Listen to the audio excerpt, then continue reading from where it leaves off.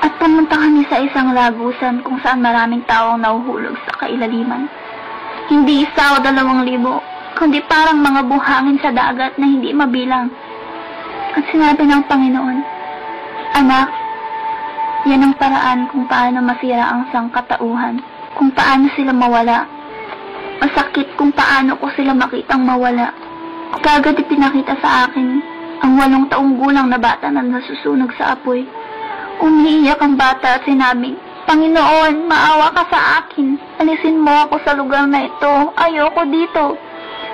Patuloy ang pag-iyak at paghiyaw ng bata at ito'y napapaligiran ng mga demonyo na kahawig ng mga karton. Pinasyal daw siya sa impyerno. Bakit ka kailangan ipasyal sa impyerno? Kaya niya raw sinasabi para maniwala raw ang tao na may impyerno. So kat sabihin mo, dinala ka ni Kristo sa impyerno, nakausap mo yung maraming mga tao ron. Matiyak na malaking kasinungalingan yan ayon sa Biblia. Kasi ang tao, paparusahan lang sa impyerno pagdating ng paghuhukom.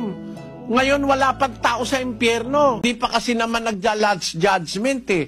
Hindi pa naghuhukom. Paano mo sasabihin may mga nakausap kang tao ron? Tiyak na tiyak ko, imbento yan. Para siya sumikat, para sikat siya. Biro mo, dinala raw siya sa langit, dinala raw siya sa impyerno, nakausap niya raw mga tao sa impyerno. Malaking kasinungalingan. Pagka kasi kasinungalingan, mahahalata mo eh. Sa sinasabi, labag sa Biblia.